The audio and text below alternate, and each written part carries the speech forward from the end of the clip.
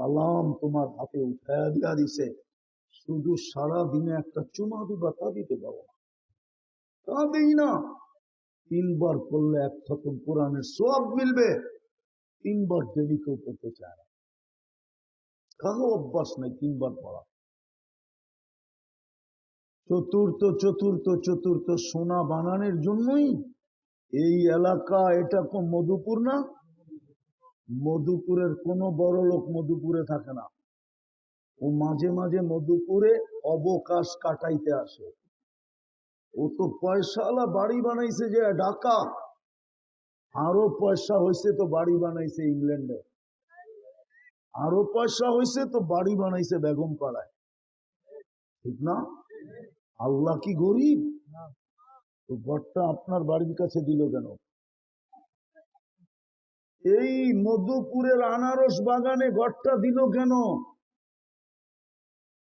মধুপুর, সখীপুর, কালীহাতি, ঘাটাইল, এটাকে তো জঙ্গল বললেও ভুল হবে না, ইংলিশে বললাম জঙ্গল, বন এরিয়া না? এইখানে কেন দিল আল্লাহর ঘরটা? আল্লাহ কি গরিব? আপনাকে সোনা বানানোর জন্য দিছিল, যাতে আপনি 2 কদম দিয়েই সোনা হইতে পারেন। কিন্তু 90 ভাগই তো মসজিদে যায় না। পঞ্চমটা দেখাইতেছি, পঞ্চমটা সারা বৎসর যদি কিছু নাও করত, শুধু একটা মাস, একটা রমজান যদি কোমর কাইছা লাগতো, তাইলে তো শুধু 11 মাসের নিকোবারি না, পরিপূরক না, 11 মাসের জন্য পূর্ণতা না, সারা জীবনের জন্য যথেষ্ট হতো যদি 80 বৎসরও বেঁচে থাকে। তারপরও থেকে যেত। এক রমজান তো 70 মাস, রমজানের সব 70 গুণ বাড়ে। কয় গুণ? ফরজ কয় গুণ বাড়ে? 1 মাস 70 মাস ছিল। 11 মাস কিছু না করার পরেও তো আল্লাহকে বলতে পারতো, আল্লাহ 11 মাস করি না, তাতে কি আসে যায়, 1 মাসই তো 70 মাস, 11 বাদ দিয়া দেন।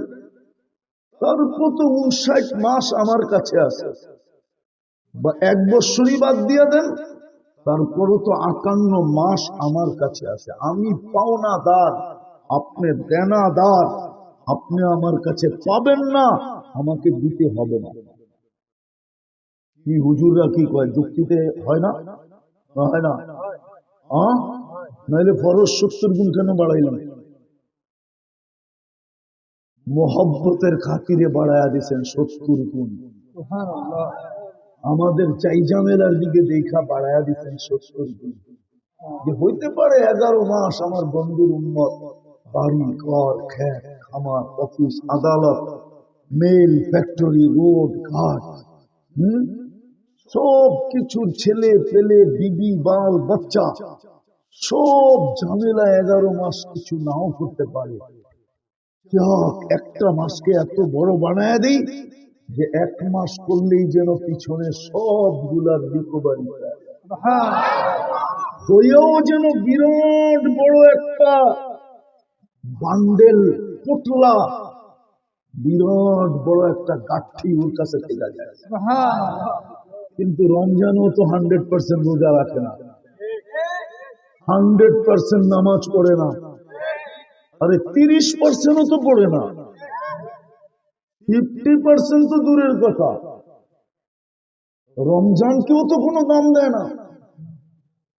100% যদি রমজান মাসে মসজিদ যদি 24 ঘন্টা খোলা থাকতো, আর মুসলমান যদি একটা মাস কোমর গামছা বান্দা লেগে যেত,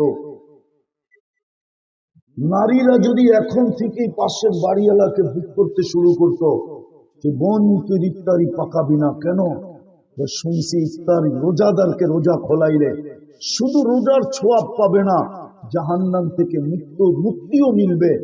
আমি নিয়ত করছি তোর ইফতারি ডেলি আমি পাকায়া পাঠাবো। আমার রোজা হয় কি হয় না আমি তো বলতে পারি না, কিন্তু তোকে রোজা খোলাইলে আমি 100% কবুল রোজার ছোঁয়াব পাবো। বিদায় আমি নিয়াত করছি তোকে পুরা মাস ইফতারি পাঠাবো, তুই কিন্তু পাঠাবি না। না না না, তাহলে এখন থেকে আমাদের মা বোনরা পাড়ায় পাড়ায় বুকিং চলছে। ধনীরা এসে গ্রাম বুক দিত, গ্রাম বুক, পুরা ইউনিয়নের ধনীরা মিলা বলতো এই ইউনিয়ন আমাদের বুকিং, 30 দিন ইফতারি আমরা পাঠাবো, রোজার সবও পাবো, জাহান্নাম থেকে মুক্তিও পাবো। আমি তো ইফতারি বলতেছি, আল্লাহ রসুল তো বলছে মান ফাত্তারা সাইমান শুরবাতা মা, যে কোনো রোজাদারকে এক ঢোক চিনেন কতটুকু? 1 লিটার না, 1/2 লিটার, তাও না, কতটুকু? আবার কয়েক ঢোক, ওইটাই তো জিজ্ঞেস করতেছি, 1 ঢোক কতটুকু? যতটুকু মুখে আছে এতটুকু পানি দিয়ে যদি রোজা খোলাই। কিন্তু রমজান তো আইসা পড়লো, কালকে তো 26, 27, 28, 3 দিন 4 দিন বাকি আছে। 1 তারিখে দিন গিয়া রাত্রে রোজা, 2 তারিখে প্রথম রোজা আশা করি। কিন্তু প্রস্তুতি কতটুকু? আবারও বলতেছি, সব কিন্তু হাতে উঠায় দিছে, শুধু লাললেই সোনা। কিনবে কি দিয়া? কি দিয়া? জান্নাত চান না? মনে হয় দুনিয়া পাইয়ে রাজি। রাজি না হইলে এরকম বেশভূষা হবে কেন? আজান তো দেয়, আল্লাহ তো ডাকেন, নিজের ঘর তো দিলেন, ডেলি 5 বার ডাকে সোনা বানানোর জন্য। যদি ওলামা কয় প্রত্যেকে সোনা হইল, আমি হাদিস দিয়ে দেখাই। আল্লাহ তো বলে যাকে বেশি বেশি, আল্লাহ রসুল তো বলে যাকে বেশি বেশি মসজিদে আসতে দেখো তাকে সার্টিফিকেট লেখা দাও ইমানদার। আল্লাহ, আমরা ইমানদার লিখলে কি হবে? আল্লাহ বলে লিখতে দেরি, আমরা জান্নাত লেখা দিতে দেরি করব। যাকে ফজরে আর এশারে আর ফজরে মসজিদে আসতে অভ্যস্ত দেখো, বাশশিরিল মাশাইনা ফি যুলামি ইলাল মাসাজিদ বিনূরিত তাম ইয়াউমাল কিয়ামা, ওর গলায় সাইনবোর্ড লাগায় দাও, কিয়ামতের দিন উঠছে বড় নূর আলা কেউ হবে না। কিন্তু 4 বেলায় তো কিছু মুসল্লি দেখা যায়, 4 ওয়াক্তে, ফজরে তো মাঝে মাঝে ইমাম আর মুয়াজ্জিনই দেখা যায়, আর কাউরে দেখা যায় না। ঠিক না? সত্য তো? বিদায় শেষ জায়গায় চলে আসলাম, চান যে আমি এখান থেকে জান্নাত কিনা নিয়ে যাই? চান? তাহলে প্রথম কাজ করতে হবে অতীত থেকে তওবা করা। পারবেন? কে কে মনের থেকে তওবা করতে রাজি? মনের থেকে, কিন্তু 2 হাত উঠায় মনের থেকে পারবেন? তাইলে বলেন, আল্লাহ অতীত থেকে তওবা করলাম, আপনি আমাদের তওবা কবুল করেন। বলেন বলেন, আমাদের তওবা কবুল করেন, আমাদের গুনাহ মাফ করে দেন। নামান যদি মনের থেকে করে থাকেন তো আপনার গুনাহ মাফ। হ্যাঁ, বিলকুল নিষ্পাপ। এখন যদি চান যে আমি নিষ্পাপ কবরে যেতে চাই, তাহলে 2 বেলা কাজ করতে হবে। ডেলি ঘুমানোর সময় তওবা করতে হবে, ঘুমের থেকে উঠা তওবা করতে হবে। ঘুমানোর সময় এটা ভাইবা তওবা করেন যে উঠলে সকাল হবে, না উঠলে পরকাল হবে। বিদায় ঘুমানোর আগে হাতটা উঠায়া, উজুর দরকার নাই, জায়নামাজের দরকার নাই, শুধু মুসল্লা আরে কি বলে চকিতে বসে হাত 2টা উঠায়া বলেন আল্লাহ তওবা করে গুনাহ, বা বলেন আল্লাহ আমি তওবা করলাম। কঠিন কি যুবক? কঠিন? হ্যাঁ, কিন্তু প্রশ্ন তো এখানেই, শয়তান তোমাকে করতে দেয় কি দেয় না?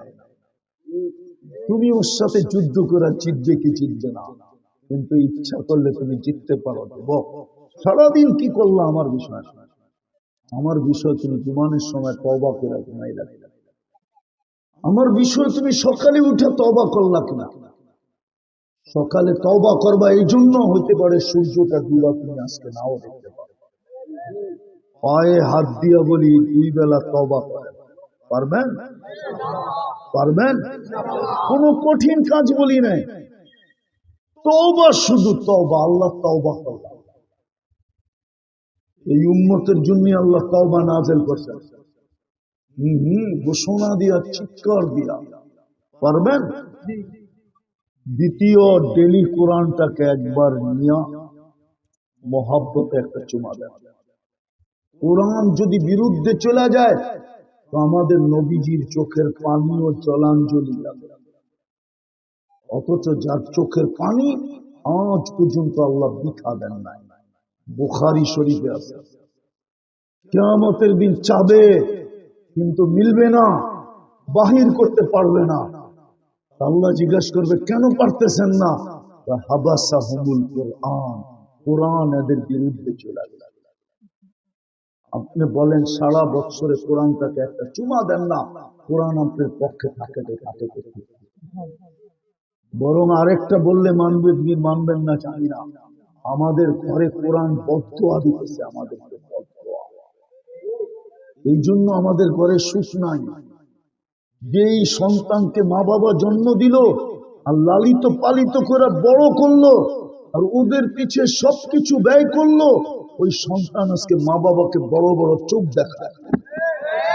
ওই সন্তান আজকে মা বাবার গলায় পাড়া দিয়ে অ্যান্ড্রয়েড সেটের পয়সা নেয়।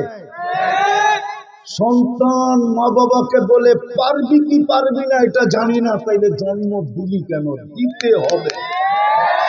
তুই মরা যা, তাতে কোনো আপত্তি নাই, আমি যেটা চাইলাম ওটা দিতে হবে। জিজ্ঞাসা করেন যুবকদেরকে, শুধু কোরআনের বদদোয়া এটা খুইয়া দেখেন না দেখা। চতুর্থ, আজকে থেকে মসজিদটা ভরা দেন। পারবেন বলতে? কোরআন চুমা দিতে পারবেন আজকে থেকে? হ্যাঁ, সবাই পারবেন?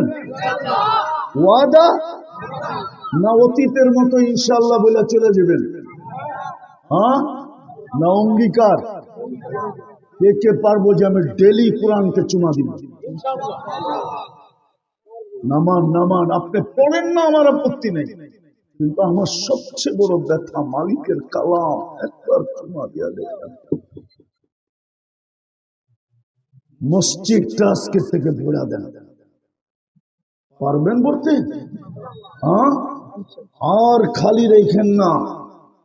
হতে পারে আপনার এলাকা খালি হয়ে যাবে যেদিন বদদোয়া কবুল হয়ে যাবে। আল্লাহ এটাই এক জায়গায় ইঙ্গিত দিছে, আমি জমিনকে হুকুম দিতে দেরি, তোকে পেটে নিতে দেরি করবে না। এরকম জমিন দুনিয়ায় আমার এই চোখে বহুত দেখা আছে। ওইখানের জমিনকে হুকুম দিতে দেরি, পেটে নিতে দেরি করে না। একটা না একাধিক আমার এই 2 চোখে দেখা আছে। প্রথম সুনামির পরে আমি 350 কিলোমিটার ইন্দোনেশিয়ায় দেখছি, একটা বাড়িও দাঁড়ানো ছিল, কিন্তু একটা মসজিদও একটা সুতার দাগ ছিল। প্রথম যখন সুনামি আসে, সুনামি আমি 3.5 মাস পরে গেছি। ঢাকার থেকে আমার ফ্লাইট ছিল 8.5 ঘন্টা টানা। তারপরে নামছি, তারপরে আমি 2 চোখে দেখছি। এই জন্য আমি ব্যথা নিয়ে আপনাদেরকে বলতেছি, মসজিদ বলেন জলদি,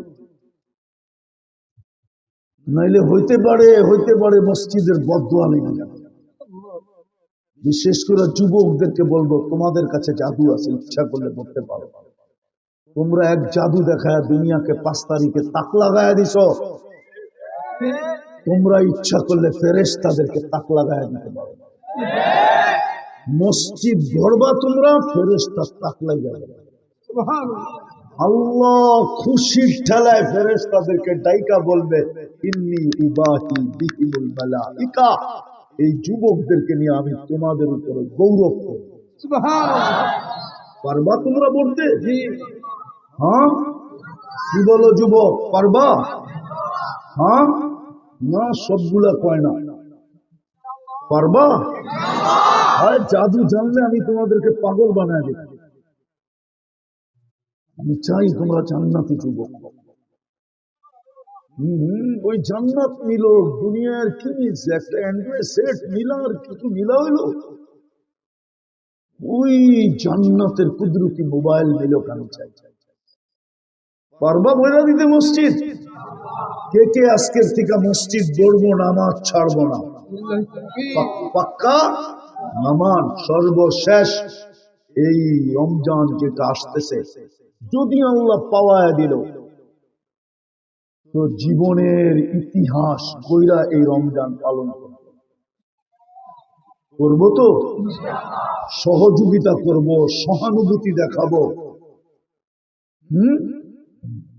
পায়ে হাত দিয়া বলি, একটা মাসের জন্য টেলিভিশন বন্ধ রাখবে, ডিশের লাইন একটা মাসের জন্য বন্ধ রাখবে। রমজানকে সম্মান দেখাবেন, আপনাকে আল্লাহ সম্মান দেখাবেন। রমজানকে ইজ্জত করবেন, আপনাকে আল্লাহ ইজ্জত করবেন। রমজান বড় দামি মাস। শাহরু রমাদান আল্লাযী উনজিলা ফীহিল কুরআন।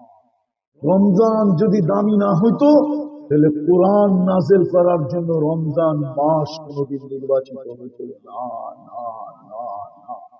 যেই মাসটা নির্বাচিত কোরআন নাযিল হওয়ার জন্য, এটার মর্যাদা কত বড়! যেই মাসের একটা রাত্র ৮৩ বছর, এটার মর্যাদা কত বড়! ইজ্জত করেন, টেলিভিশন বন্ধ রাখা। হোটেল দিনের বেলা বন্ধ রাখেন, নাইলে কামাইবেন বটে, আমি মানতে পারি। কামাবেন আপনি, হতে পারে রমজানের পরে সব জায়গায় ডাক্তারদেরকে দিয়া আল্লাহ পারে, আপনি কামাইলেন, ঠিক আছে মানলাম, কিন্তু রমজানের পরে বেশি কিছু হইতে হবে না। খালি একটু পেট ব্যথা এরকম উঠায় দিবে, ৩ দিন ৪ দিন ১ সপ্তাহ রাইখা খালি ডাক্তার তালাশ করব ব্যথা কোত্থেকা, এটা আছে কোন জায়গায়, দর্মু কেমনে, পিটামু কেমনে। এই ১ সপ্তাহ পার করতে করতে দেখবেন যে যা কামাইছেন এর ১০০ গুণ বেশি হাসপাতালে দিয়ে আইছেন। তখন নিজেই কানাবেলা করবেন। ১ সপ্তাহ পরে ডাক্তার বলবে কিচ্ছু না, খালি পেট ব্যথা।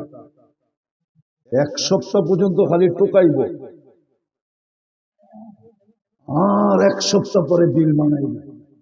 এই জন্য রমজানকে এই বছর সহানুভূতির সাথে, সহযোগিতার সাথে নিজের জীবনের সর্বশ্রেষ্ঠ রমজান হিসাবে, বিশেষ করে যুবকরা পারবা।